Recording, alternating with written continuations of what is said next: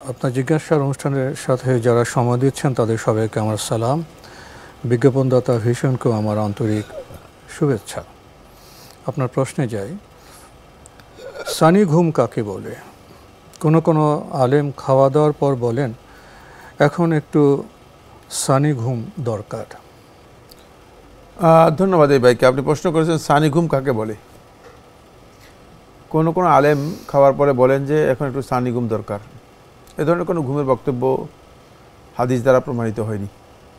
সানি ঘুম বা দ্বিতীয় ঘুম এ ধরনের কোনো কিছু হাদিস দ্বারা প্রমাণিত হয়নি। এটি আলেমদের ব্যক্তিগত বক্তব্য হতে পারে, নিজেদের ধারণামূলক বক্তব্য।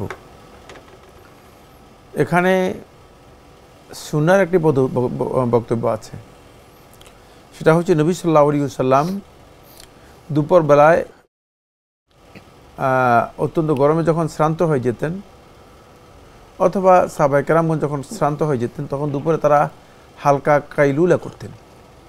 কাইলুলা হচ্ছে কিছুক্ষণ অল্প সময়ের জন্য বিশ্রামের মতো, ঘুমের মতো করে অবস্থান নেওয়া, অনেকটা মানে হালকা ঘুম এবং কিছুক্ষণ অবস্থান নেওয়া। যেমন কেউ যদি মনে করেন শ্রান্ত হয়ে যায়, ক্লান্ত হয়ে যায়, তখন সে গাছের নিচে দেখা যাচ্ছে যে গ্রামেগঞ্জে দেখা যায় গাছের নিচে, অথবা একটু ছায়ায়, অথবা একটু ঘাটলায় দেখা যাচ্ছে যে কিছুক্ষণ একটু মানে রেস্টের মতো ক্লান্তি দূর করার জন্য ঘুমায়।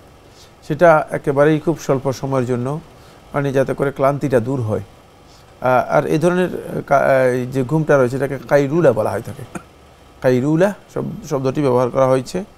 এটা হচ্ছে মূলত একেবারে দুপুর বেলায় যখন পরিশ্রম করার পরে কোনো ব্যক্তি ক্লান্ত হয়ে যান, তখন তিনি কিছুক্ষণ ঘুমিয়ে থাকেন।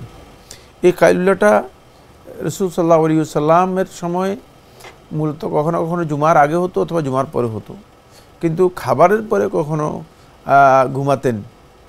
মানে এই ধরনের বিষয়টি সাব্যস্ত হয়নি। আর এটার জন্য নয় যে শর্ত নয় যে মানে দুপুরের খাবারের পরে সেটা করতে হবে।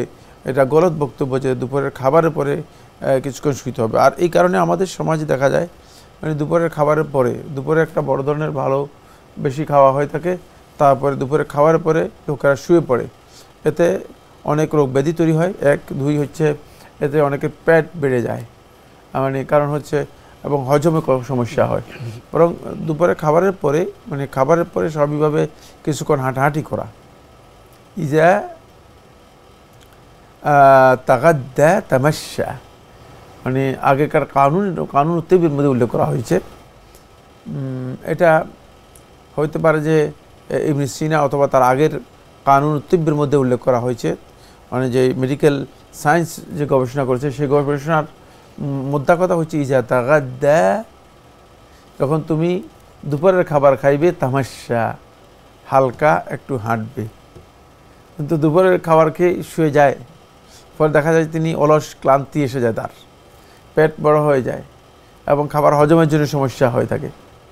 আর রাত্রের খাবারের ব্যাপারে বলা হয়েছে ইজা তাআশা, যখন তুমি রাত্রের খাবে, তামাদ্দা, তাহলে তুমি মানে রাত্রের খাবারের পরে, রাত্রের খাবারটা খুব হালকা হবে, তারপরে তুমি মানে শুয়ে পড়বে অথবা ঘুমিয়ে যাবে।